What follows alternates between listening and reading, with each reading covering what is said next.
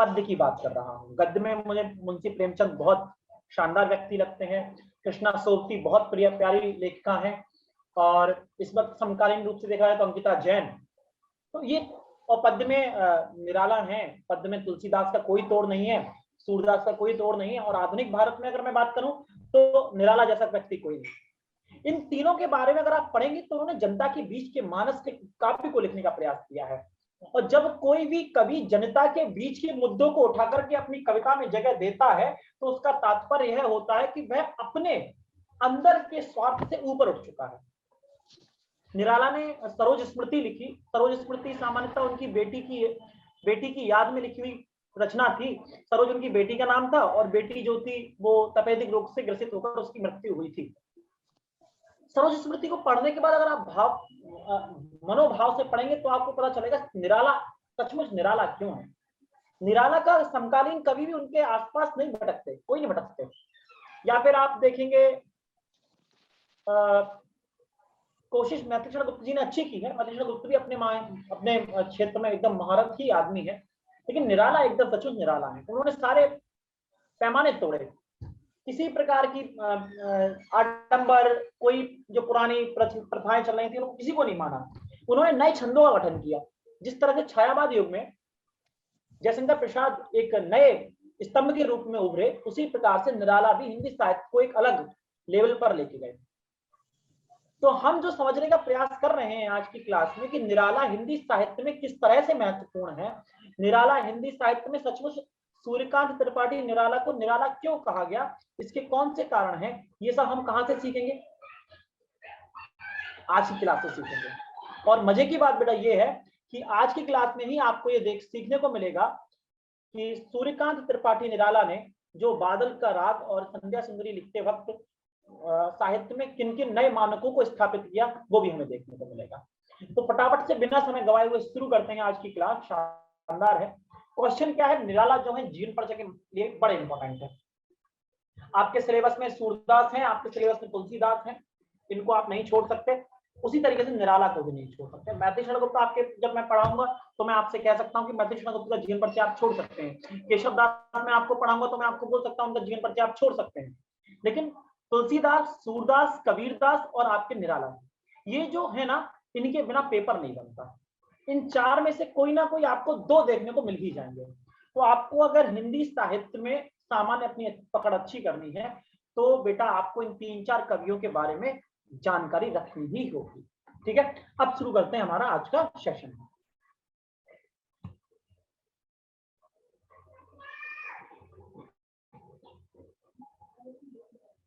नहीं नहीं, निराला तो है भाई, बादल राग बिल्कुल है।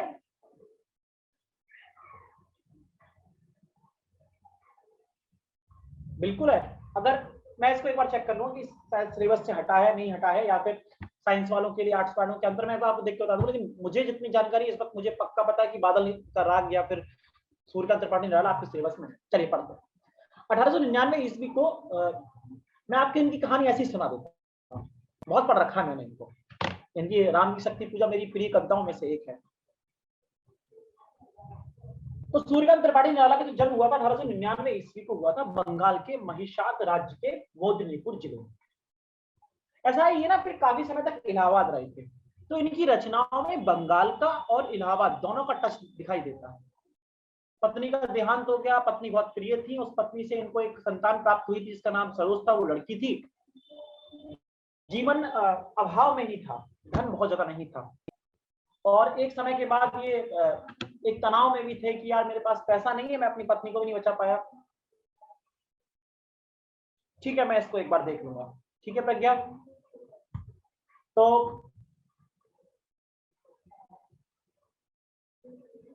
तो निराला जो थे वो बहुत ज्यादा समृद्ध बैकग्राउंड से नहीं थे, धन की इनके पास कोई आधिक्यता तो नहीं थी, काम चल रहा था, गाड़ी चल रही थी।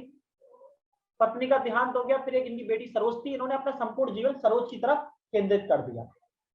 इनकी जो सासू माँ है उन्होंने कहा कि दामाद जी एक और विवाह कर लीजिए, पुत्री के लालन पालन में थोड़ी सी मदद हो जाएगी। तो सूर्यकांत त्रिपाठी स्वयं पंडित जी भी थे, तो उन्होंने कहा ये कुंडली आई है आपके लिए, कन्या की, जरा देख लीजिए इसका योग वगैरह कैसा बन रहा है। और देखते हैं हम फिर क्या करना है। उधर सासू माँ इनकी गई, आयुष कुमार, हाथों को थोड़ा कंट्रोल कर लो बेटा, है ना, हाँ दिक्कत कर देंगे हम तुम्हें। हाँ जी, तो अब ये सासू माँ उनको एक कुंडली दे के गई, और कुंडली देने के बाद प्रज्ञा बेटा ऐसी मैसेज कर दो मुझे, वरना फ्लो टूट जाएगा, मैसेज करो मुझे, मैसेज करो। तो उस कुंडली को देने के पश्चात वो गई, चलो मैं तुम्हें तब तक पानी लेके आती हूँ। तब तक सरोज आई, छोटी सी सरोज, घुटनों के बल चलते हुए उसने पिता से उस कुंडली को खेलने के लिए मांगा। निराला ने उसे मना करना पसंद नहीं समझा कि भाई रोएगी, और भाई बेटी तो बेटी होती है, माँ अभी अभी गई थी तो उसको परेशान करना चाहने लगे, उन्होंने कुंडली हाथ में दे दी। उस बच्चे ने कुंडली ली और फाड़ फूड़ के फेंक दी।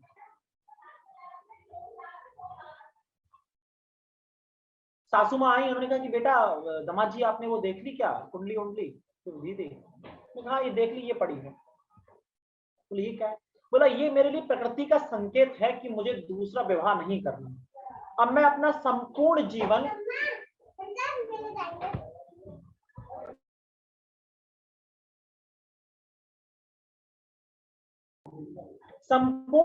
मैं अपना सरोज की स्मृति में लगाऊंगा, ये निराला ने कहा था।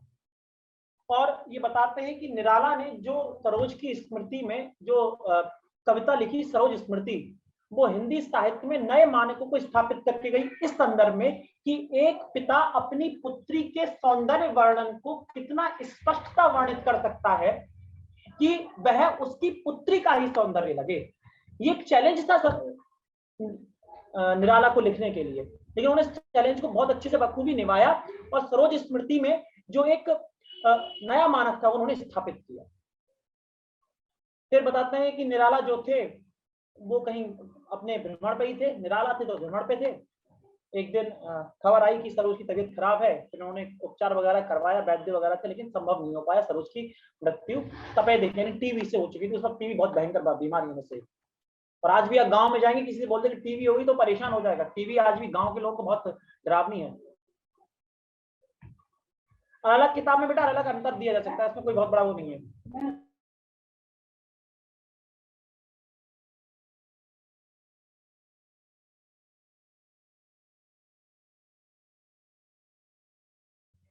हाँ जी, अलग किताब में प्रज्ञा अलग दिया होता है, तो इसमें हम डिबेट करने का कोई मतलब नहीं है। 99 97 दोनों में से कुछ भी हो सकता है। मेरे पास जो सोर्स होगा उसमें 99 दिया होगा, इसीलिए आपको थोड़ा सा अंतर देखने को मिलता है। हाँ जी, बात चल रही थी।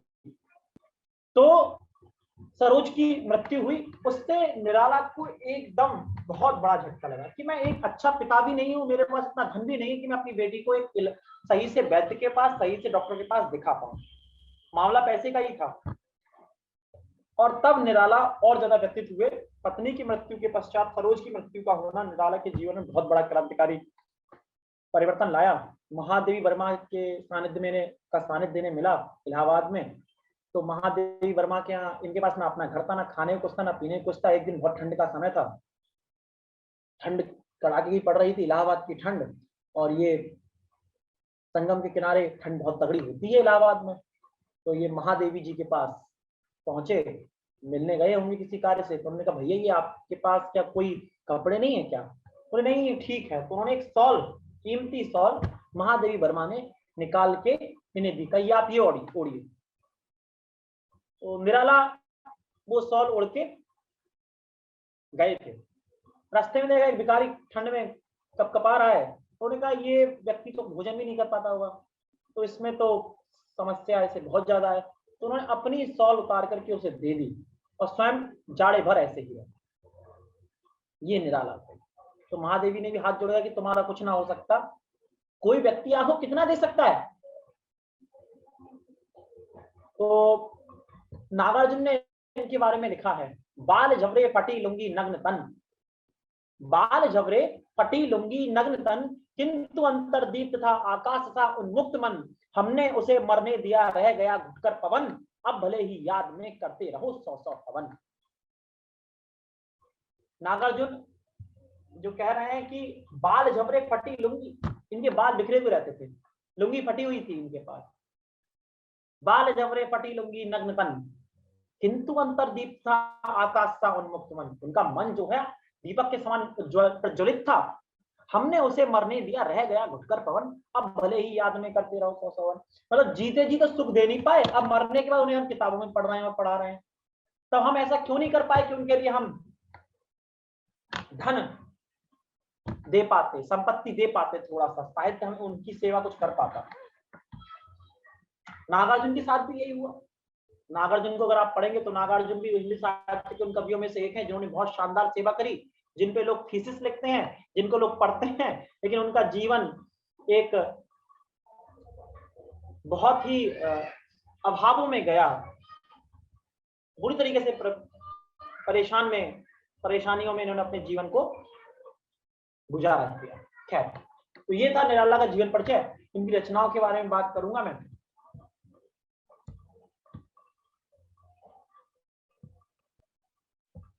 ये सब 15 अगस्त 1961 ईस्वी को, 15 अक्टूबर 1961 ईस्वी को इनका देहांत हो गया था। ये चीज आपको ध्यान रखना है।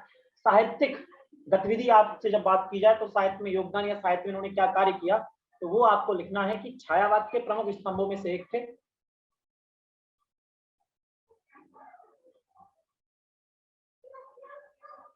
ठीक है, सूर्यकांत त्रिपाठी निराला जी, और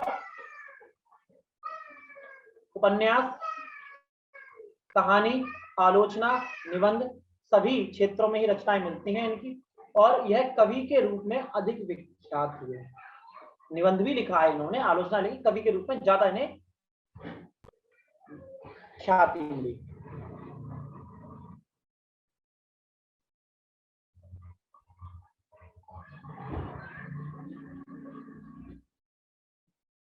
ठीक है प्रज्ञा, कर देंगे ये काम।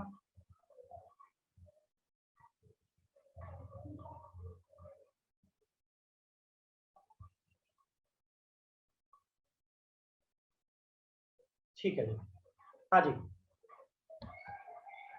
अब इनकी प्रमुख कृतियां देख लीजिए। अनामिका, परिमल, गीतिका, अणिमा, नए पत्ते, आराधना आदि उल्लेखनीय है। तुलसीदास, राम की शक्ति पूजा मोस्ट इंपॉर्टेंट है इनकी। सरोज स्मृति इंपॉर्टेंट है, एमसीक्यू में पूछ ली जाती है, इन दोनों को तो भूलना नहीं है सोते वक्त भी। राम की शक्ति पूजा, तुलसीदास, सरोज स्मृति और परिमल। चतुरचमार, बिल्लेसुर, बकरीहा, प्रभावती, निरूपमा आदि उल्लेखनीय है। ठीक है ना। तो अगर किसी भी कवि के बारे में आप पढ़ रहे हो तो आपको उसकी रचनाएं दो कारणों से याद करनी चाहिए। एक तो एमसीक्यूज में आ जाती है, कभी कभार क्वेश्चन सीधे पूछ लेते हैं भाई अनामिका किसके द्वारा लिखित रचना है, और कभी कभी ये जो होता है सीधे सीधे जीवन परिचय से पूछ लिया जाता है, तो हमें ध्यान तो रखनी ही है। काव्य विशेषता, अब भाव पक्ष में हमेशा बताता हूं आपको, भाव पक्ष में ये लिखना होगा कि किसी कवि की कविताओं को पढ़ने के पश्चात आपके मन में कितने शार्प, कितने तेज भाव आए हैं, है ना। कि मान लीजिए कोई कवि है तो उसने आपको एक कविता लिख के दी है, आप उसे पढ़ रहे हैं और आपके आंखों में वो भाव नहीं दिख रहा जो कविता का, यानी कविता उसका भाव पक्ष इतना अच्छा नहीं है, इतना स्ट्रांग नहीं है, क्या करोगे फिर? तो उसका भाव पक्ष हमें जानना है, समझ रहे हैं आप, हमें उसका भाव पक्ष जानना होगा। यही कारण है कि भाव पक्ष यह बताता है कि कोई कवि कितना भाव प्रधान साहित्य लिखता है। ठीक है, तो इनके बारे में लिख सकते हैं कि सूर्यकांत त्रिपाठी निराला अपने भाव पक्ष के लिए जाने जाने वाले कवि हैं। इनकी द्वारा लिखी गई रचनाएं सरोज स्मृति हो, चाहे आपकी भिक्षुक हो या राम की शक्ति पूजा, आप उसको पढ़ते वक्त उस कविता के भाव में, उस कविता के माहौल में इतने ढल जाते हैं कि आपको यह एहसास नहीं होता कि आप उस कविता के हिस्सा नहीं है। और यह इनकी लेखन की एक बड़ी शानदार शैली है कि यह लेखक को, पाठक को और उसके माफ कीजिएगा, ये सूर्यकांत त्रिपाठी निराला की रचनाओं की सबसे बड़ी विशेषता यह है कि यह पाठक के हृदय तक उतरने का प्रयास करते हैं और एक पाठक को इस इस बात को मानने के लिए तैयार करते हैं कि जो कविता में हुआ है वह उसके साथ हो रहा है, और पाठक ठीक उसी भाव में डूब जाता है जिस भाव की कविता सूर्यकांत त्रिपाठी निराला लिख रहे हैं। ठीक है, प्रगतिवादी, रहस्यवादी, छायावादी, बिल्कुल विचारधारा आप लिख सकते हैं, इसमें कोई दिक्कत नहीं। मानवतावाद, ये बात ध्यान रखना, मानवतावाद का मतलब वह सिद्धांत जो मानवीय गुणों का पक्षधर हो, जो मानव के कल्याण की बात करे, जो मानव की जरूरत की चीजें हो उनके आवश्यकता की बात करे, जैसे भोजन है, शिक्षा है, स्वास्थ्य है, ठीक है, दया है, कोई व्यक्ति भूखा ना मरे, ये सब मानवीय पक्ष होते हैं। मानवतावाद क्या है? मानव के कल्याण के लिए जो विचारधारा कार्य करती है उसे मानवतावाद कहते हैं। ठीक है, श्रृंगार भी इनके में मिलता है, वीर भी मिलेगा, रौद्र भी मिलेगा, करुण रस भी मिलेगा, इनकी रचनाओं में ठीक ठाक सब कुछ मिलेगा। तो आपको बस ये देख लेना है कौन कौन से रस, मानवतावाद वाली बात को नहीं भूलना है। और जो मैंने पिछली बार बोली कि भाव पक्ष बहुत अच्छे भाव, इनका भाव पक्ष प्रधान कविता लिखते हैं, इन कविताओं में इतना अच्छे और शार्प भाव मिलते हैं, कोई व्यक्ति पढ़ने के पश्चात स्वयं को इस कविता से बाहर नहीं निकाल पाता। क्लियर हो गया? यहां तक कोई प्रश्न हो तो आप पूछ सकते हैं।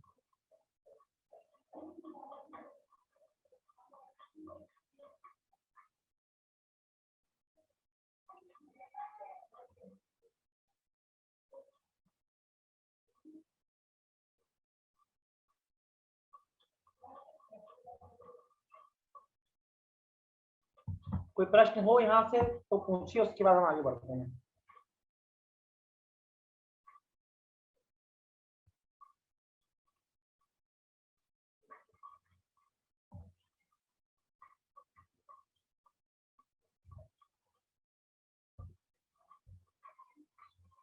Very good.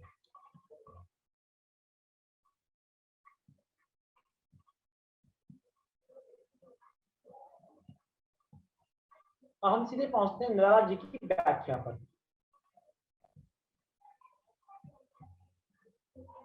चलिए देखिए साहब, झूम झूम मृदु गरज गरज, घन घोर राग अमर अंबर में भर निज रोर, झर झर झर निर्झर गिरसर में, घर मरु तरु मर मर सागर में, तड़ित तड़ित गति चकित पवन में, मन में विजय गहन कानन में, आनन आनन में रव घोर कठोर, राग अमर अंबर में भर निज रोर, अरे बरस के हर्ष बरस तू बरस, बरस रस धार पार ले चल तू मुझको बहा, दिखा मुझको भी निज गर्जन वैरव संसार। निराला की जो कविताएं हैं वो कुछ अलग ही तेवरी कविताएं हैं। झूम झूम मृदु गरज गरज घनघोर, बादल से निराला कहना चाह रहे हैं कि हे मृदु बादल, तुम गरज गरज कर, झूम झूम कर, झमाझम घनघोर बरसा करो। क्या कह रहे हैं कि हे बादल कि तुम झूम झूम कर, गरज गरज कर घनघोर बारिश करो, राग अमर अंबर में भर निज रोर, राग अमर, अमरता का राग, अमरता का गीत अपने गूंज में भर करके हे अंबर तुम बादलों के माध्यम से वर्षा करो, झर झर झर निर्झर गिरसर में, झरझर मतलब जब झरझर बारिश होती ना, उसी ध्वन्यात्मक अलंकार बोलते हैं, ध्वनियों का प्रयोग किया गया। झर झर झर निर्झर गिरसर में, पर्वतों की तलहटी में बिना रुके हुए झरझर झरझर बादल बरस जाओ, घर मरु तरु मरमर सागर में, घर में मरुस्थल में, तरु मरमर पेड़ पौधों की नीचे, और सागर में सरित तड़ित गति चकित पवन में, सरित यानी वायु, तड़ित यानी बिजली, गति यानी मूवमेंट, चकित यानी चौककर पवन में। हे वायु तुम बिजली की, हे बादल तुम वायु और बिजली में, बिजली जब कड़कती है उसी गति के आधार पर पवन के माध्यम से बारिश करो, मन में विजन गहन कानन में, मन में विजन गहन कानन में, गहन कानन जंगल, घने जंगलों में भी, मेरे मन में भी हर जगह तुम अथा बरसात कर दो, बारिश ही करते रहो, आनन आनन में रव घोर कठोर, राग अमर अंबर में भर निजरोर। वो कह रहे हैं आनन आनन में और रव घर को कठोर, मतलब चारों ओर बरसात ही बरसात कर दो। राग अमर, अमरता का संगीत, अमरता का गीत कंठ में लेते हुए आप रोर, अंबर भर निज रोर, चारों ओर बरसात करो, हे बादल तुम बरसात करो। अरे वर्ष के हर्ष बरस तू बरस बरस रसधार, कि हे किसी वर्ष में प्रसन्नता के कारण तुम बरसो, और रस धार मतलब अपनी बारिश, बारिश में रस, प्रसन्नता से बात चल रही, प्रसन्नता का रस आप इसमें बरसाओ। पार ले चल तू मुझको, मेरे लिए तू पार ले चल, कहां? जीवन और मरण के चक्र से बाहर, या दुखों से बाहर ले जाओ। कहां ले जाओ? जहां सुख हो, यानी जो मेरे जीवन का लक्ष्य है, यदि कोई व्यक्ति अपने जीवन लक्ष्य धारण कर लेता है, वहां तक जाने का जो होता है सुख माना जाता है। ये ईश्वर की प्राप्ति का भी वही होता है। आपने पढ़ा होगा तुलसीदास को, आपने पढ़ा होगा कबीर को, सूरदास, वो लगातार ईश्वर की प्राप्ति की बात कर रहे हैं। तो ईश्वर की प्राप्ति का मतलब उन्होंने अपने जीवन का ध्येय ईश्वर की प्राप्ति का मतलब उसकी भक्ति को बना लिया था। यदि आपका उद्देश्य कुछ और है तो आपके लिए ईश्वर की प्राप्ति वही होगी जो आपका उद्देश्य प्राप्ति होगी। यानी पार ले चल तू मुझे, बहा दिखा मुझको भी निज गर्जन भैरव संसार, मुझे उस ओर ले जा और मुझे दिखा मुझको भी निज गर्जन भैरव संसार। इस वह संसार जहां पर गर्जना है, जहां भैरव यानी जो आपके माने जाते हैं ना मृत्यु के और वीरता के जो देवता माने जाते हैं भैरव, उनसे मेरा परिचय करा और मुझे सफलता यानी मेरे ध्येय तक मुझे लेकर जा, मुझे इस ओर से उस ओर पार ले जा और मुझे बहा करके ले जा। हे बादल बरस गरज गरज कर झूम झूम के बरस। क्लियर हुआ या नहीं? जल्दी बताइए।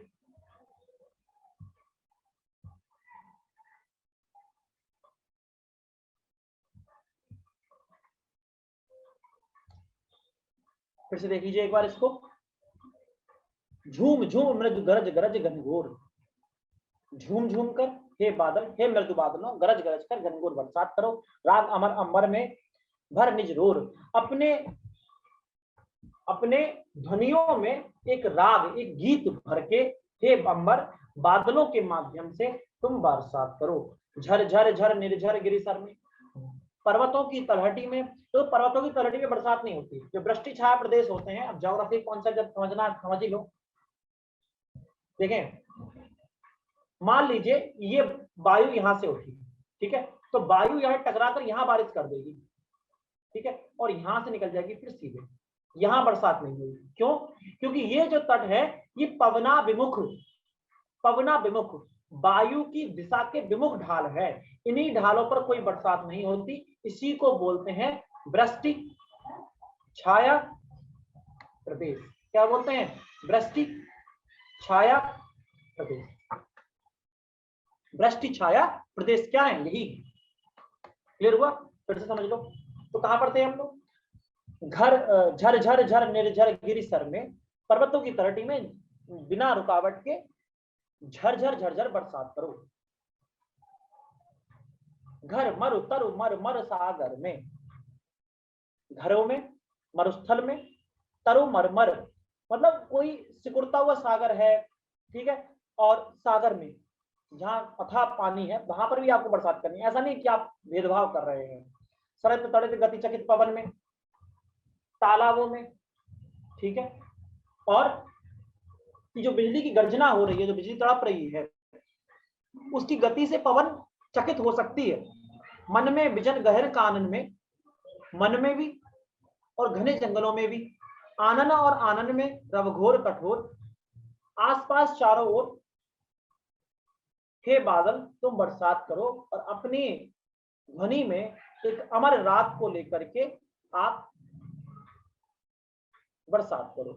अरे वर्ष के हर्ष, हे वर्ष में प्रसन्नता के कारण, जब बारिश होती है तो किसान के लिए उस वर्ष प्रसन्नता होती है ना। अरे वर्ष के हर्ष,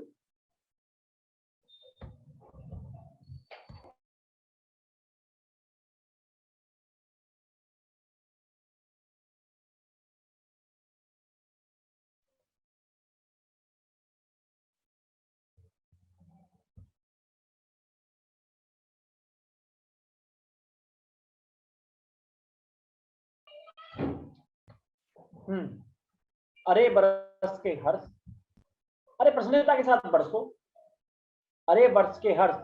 या फिर इसका अर्थ ये भी निकाला जाता है कि जो आप वर्ष की, इस वर्ष की प्रसन्नता के कारण हो, बरस तू बरस रसधार। अपने जो जल को कहा जा रहा है रसधार, मतलब लगातार बरसते रहो, बस बरसते रहो। पार ले चल तू मुझको, मुझे भी पार ले चल, वहां ले जाकर मुझे दिखा निज गर्जन भैरव संसार। अपना गर्जन, तो तू किस तरह से गर्ज सकता है, अपना भैरव, अपना वैभव और संसार, और अपना संसार मुझे दिखा, लेकिन तू बस बरस और बरस। क्लियर हुआ? उपरोक्त पद्यांश को पढ़कर निम्नलिखित प्रश्नों के उत्तर देना है आपको। प्रस्तुत पद्यांश बादल राग है, रोग नहीं, कविता से उद्धृत है। शीर्षक कविता का नाम लिखा है। प्रस्तुत पद्यांश हमारी हिंदी पाठ्य पुस्तक के काव्य खंड के बादल राग नामक शीर्षक से लिया गया है। इसके रचयिता श्री सूर्यकांत त्रिपाठी निराला जी हैं। ठीक है, आगे देखते हैं। प्रस्तुत पद्यांश में कवि ने बादल के किस रूप का वर्णन किया है? तो देखें, कवि ने बादल के लोक कल्याणकारी रूप का वर्णन किया है। कवि ने बादलों से बरसकर संपूर्ण प्रकृति की कोमलता और गंभीरता से भर देने का आग्रह किया है तथा उनसे सृष्टि को नवीन शक्ति प्रदान करने की अपेक्षा की है। हर जगह बरसने क्या रहा है, प्रत्येक भाग, प्रकृति के प्रत्येक भाग का वो कल्याण चाह रहा है, लेखक नहीं चाह रहा है, रचयिता कवि बिल्कुल चाह रहा है। इसीलिए लोक कल्याणकारी विचारधारा का प्रतिपादन किया बादल के माध्यम से। क्लियर हुआ या नहीं, जल्दी बताओ।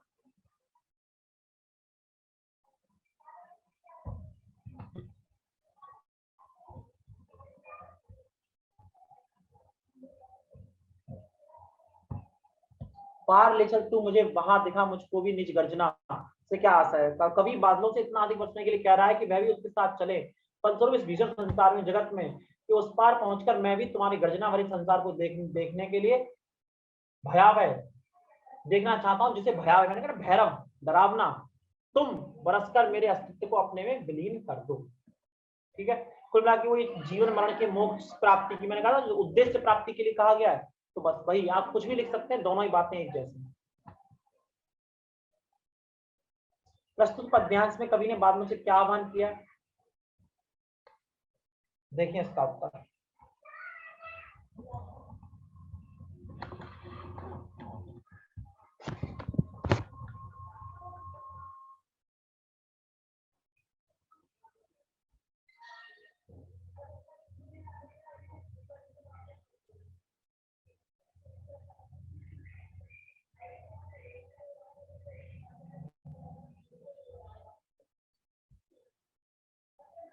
हो गया। निर्भर और संसार शब्द में उपसर्ग बताना है भाई। उपसर्ग कौन से शब्दांश होते हैं? जो आगे लगते हैं। तो निर्भर में निर हो गया, संसार में सम हो गया, सम, समधन सार, संसार। ठीक है, अब आ जाते हैं आगे। दिवसावसान का समय मेघमय आसमान से उतर रही है। दिवसावसान का मतलब दिन के अवसान का समय। ठीक है, यानी दिन ढल रहा है, शाम का समय है। दिवसावसान का समय मेघमय आसमान से उतर रही है, वह संध्या सुंदरी परी सी धीरे धीरे धीरे। कल्पना की जा रही है कि एक समय जो जिस वक्त दिन खत्म हो रहा होता है और रात बढ़ रही होती है, तो कवि कहना चाह रहे हैं कि दिन का अंत होता जा रहा है, दिन का अंत हो रहा है, और जो संध्या नाम की सुंदरी परी है वह धीरे धीरे आसमान से उतर रही है। तिमिरांचल में चंचलता का नहीं कहीं आभास, मधुर है, मधुर मधुर है दोनों उसके अधर। तिमिरांचल में मतलब तिमिर जो अंधकार से भरा चारों ओर का आंचल है, उसमें कहीं भी चंचलता, कहीं भी कोई शैतानी नहीं, उसका आभास कहीं नहीं दिख रहा। मधुर मधुर है दोनों उसके अधर। उसके कल्पना की जा रही है, उसको एक नारी, उसका मानवीकरण किया जा रहा है। किसका? रात्रि का मानवीकरण किया जा रहा है। ठीक है, अब कहा जा रहा है मधुर मधुर है दोनों उसके अधर। उसके दोनों होठ जो हैं बहुत ही मधुर हैं, किंतु जरा गंभीर नहीं है उनमें हास विलास। लेकिन वो बहुत गंभीर है, उसमें हास, वो मुस्कुरा नहीं रही है, वो हंस नहीं रही है। हंसता है तो केवल तारा एक। हंस कौन रहा है उस रात्रि के पूरी प्रक्रिया में? एक तारा गुथा हुआ उनके घंघराले काले काले बालों से। मानो ऐसा लग रहा है कि रात्रि नामक नायिका के बालों में कोई सितारा जो है वो गुथा हुआ है, इसीलिए मुस्कुरा रहा है। हृदय राज्य की रानी का वह करता है अभिषेक। हृदय राज्य की रानी की रात्रि जो है वो हृदय की रानी है, उसका अभिषेक कर रहा है, उसका श्रृंगार कर रहा है, उसका सम्मान कर रहा है। कौन? तारा। क्लियर हुआ? फिर समझ लो। दिवसान दिवसा दिवसावसान का समय मेघ में आसमान से उतर रही है। कवि रात्रि को एक नायिका के रूप में उद्घाटित करते हुए ये कहना चाह रहे हैं कि दिन के अंत के समय रात्रि रूपी नायिका आसमान से धीमे धीमे अवतरण कर रही है। वह संध्या सुंदरी परी सी धीरे धीरे, वह संध्या रूपी परी धीमे धीमे उतर रही है। तिमरांचल में चंचलता का नहीं कहीं आभास, जहां जहां अंधकार फैला हुआ वहां कहीं भी कोई भी चंचलता का आभास नहीं दिख रहा। मधुर मधुर हैं दोनों उसके अधर, उसके दोनों होठ बहुत ही मधुर हैं, किंतु जरा गंभीर नहीं है उनके हाथ, उनमें हाथ विलास, लेकिन वो थोड़े गंभीर हैं, उनमें कहीं भी हाथ या विलास नहीं है। हंसता है तो केवल तारा एक, उनमें केवल एक है जो हंस कौन रहा है? केवल एक तारा जो गुथा हुआ है उन घंघराले काले काले बालों से, जो उसके बालों से चारों ओर गुथा हुआ है, वह तारा अवश्य मुस्कुरा रहा है। हृदय राज्य की रानी का वह करता है अभिषेक। वह हृदय की जो रानी है यानी इस संध्या रूपी परी का अभिषेक कर रहा है, श्रृंगार कर रहा है। ये उसका अर्थ है। जल्दी से एक बार इसकी पूरी व्याख्या देखिए फटाफट से, जो आपके सामने उसका अर्थ मन में निकालिए, फिर हम आगे की ओर बढ़ते हैं।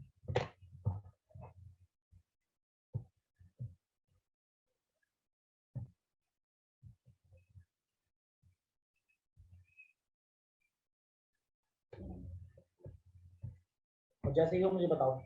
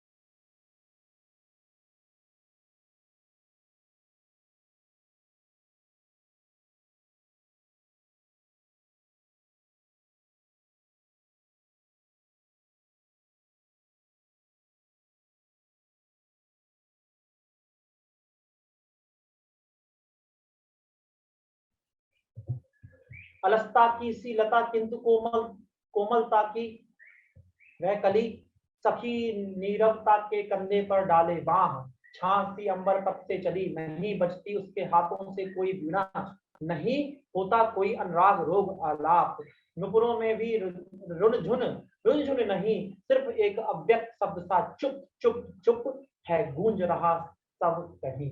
मतलब जो रात्रि की कल्पना कर रहे हैं और रात्रि रूपी संध्या जो थोड़ी सी उदास है, और वो एक जो घनघोर रात्रि होती है ना, चारों कोई एकदम मूवमेंट भी नहीं है, केवल हल्की सी झिंगुर झंझन को कर रहा होता है, उसकी कल्पना कर रहे हैं। और वो मान रहे हैं कि वो जो रात निशा रूपी संध्या जो रात्रि रूपी नायिका है वो उदास है, तो उसकी बात कर रहे हैं। अलसता की सी लता किंतु कोमलता की वह कली, मतलब वो कह रहे हैं कि ऐसा लग रहा है कि थोड़ी सी वो उसमें तेज नहीं है, वो उसमें बहुत ज्यादा ऊर्जा नहीं है, लेकिन वह कोमलता की कली है। रात्रि बहुत कोमल है, सखी नीरवता के कंधे पर डाले बाहें। नीरवता उसकी सखी है, उसके कंधे पर उसने अपने हाथ रख रखे हैं। छाछ सी अंबर पथ से चली, ऐसा लग रहा है कि मानो कि कोई बादल ने उसके रास्ते के ऊपर कोई छांव कर दी है। नहीं बजती उसके हाथों से कोई वीणा, उसके हाथों से कोई वीणा नहीं बज पा रही। नहीं होता कोई अनुराग रोग आलाप, ना ही उससे कोई अनुराग यानी कोई नया संगीत, नई कोई धुन भी नहीं निकल पा रही। नुपुरों में भी रुंझुन रुंझुन नहीं है, उसकी आंखों में वो चमक नहीं है, वो बेचैनी नहीं है, सिर्फ एक अभिव्यक्त सा चुप चुप चुप, लेकिन एक अजीब सी खामोशी है जो अभिव्यक्त है, जो अभिव्यक्त जो बताई नहीं गई है, एकदम चुप चुप चुप है। गूंज रहा सब कहीं, चारों ओर जो गूंज रहा है वो केवल क्या है, चुप चुप चुप। क्लियर हुआ? अलसता की शीलता किंतु कोमलता की वह कली, लग रहा है कि उसमें ऊर्जा नहीं, थोड़ी सी आलसी जैसी लग रही है, लेकिन वह कोमलता की वह कली है, बहुत एक कली के समान वह कोमल है। सखी नीरवता के कंधे पर वह बाहें डाले, नीरवता मतलब नीरसता जिसे एक तरह से कहते हैं, उसके कंधों पर उसने बाहें डाल रखी हैं, अपने अंदर कोई ऊर्जा नहीं है। छाछ सी अंबर पथ से चली, ऐसा लग रहा है कि एक ऐसे अंबर में उसके चारों ओर छाव कर रखी है, उसके नीचे वह चल रही है। नहीं बजती उसके हाथों से कोई वीणा, उसके हाथों से कोई वीणा नहीं बज रही, जैसे कहते हैं रात्रि में जो साउंड होता है ना, उसकी बात हो रही है। नहीं होता कोई अनुराग रोग आलाप, यहाँ पर कोई ना अनुराग है, ना कोई गीत है, ना कोई संगीत है। नुपुरों में भी रुंझुन रुंझुन नहीं है, उसके आंखों में, नेत्रों में वो चहचहाट, वो चंचलपना, वो शरारत, वो ऊर्जा, वो तेज नहीं दिखाई दे रहा, सिर्फ एक अव्यक्त शब्द सा चुप चुप चुप है, गूंज रहा सब कहीं। उसके चारों ओर जो उसमें दिख रहा है वो क्या है, एक अनोखा सा शांत वातावरण, एकदम चुप चुप, और वही चारों ओर गूंज रहा। ठीक है ना? आगे बढ़ते हैं। प्रस्तुत पद्यांश के शीर्षक का कवि का नाम उल्लेख कीजिए। प्रस्तुत पद्यांश हमारी हिंदी पाठ्य पुस्तक के काव्य खंड से उद्धृत है। इसके रचयिता काव्य खंड के संध्या सुंदरी नामक शीर्षक से उद्धृत है। इसके रचयिता महाप्राण निराला है। महाप्राण निराला कहा जाता है क्योंकि ये कविता में जान डाल देते हैं एकदम।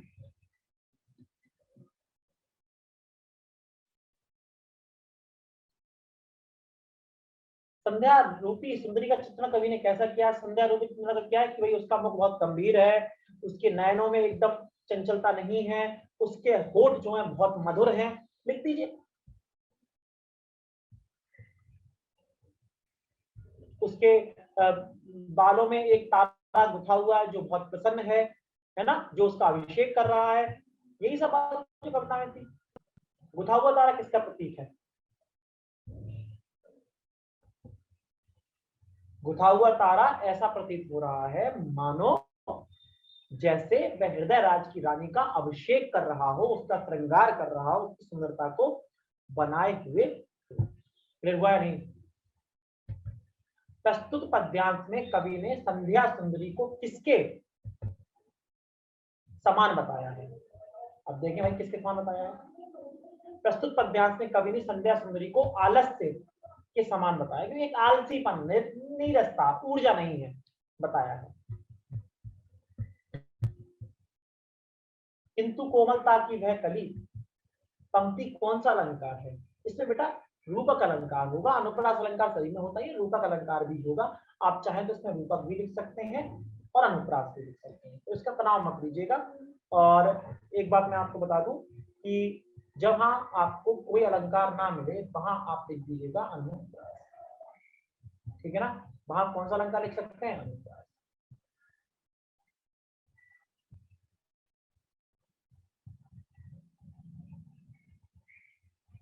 आगे बढ़िए।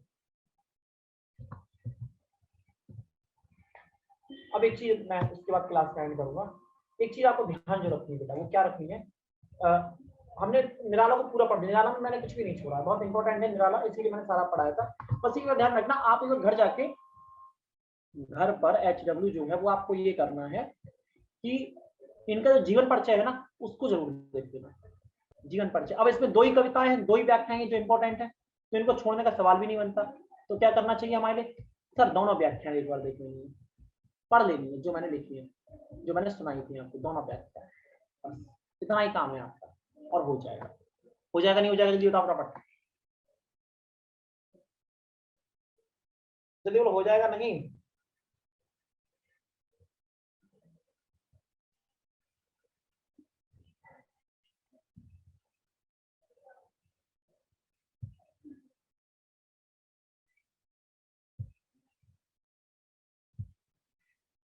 चलिए, तो मैं मान के चल रहा हूँ आप लोगों से हो जाएगा ये। तो मुझे क्लियर सुनने के लिए आप सभी का बहुत बहुत धन्यवाद। दिवाली की आप सभी को हार्दिक शुभकामनाएं। माँ लक्ष्मी आप सभी के जीवन में एक नए प्रकाश का संचार करें, जिससे आप सभी सफलताओं को प्राप्त करें और आपके जीवन में रत्ती भर भी 1% भी कहीं अंधकार ना रहे। जलाओ दिए पर रहे ध्यान रखना, अंधेरा धरा पर कहीं रहना चाहिए। ठीक है ना? धन्यवाद। जय हिंद।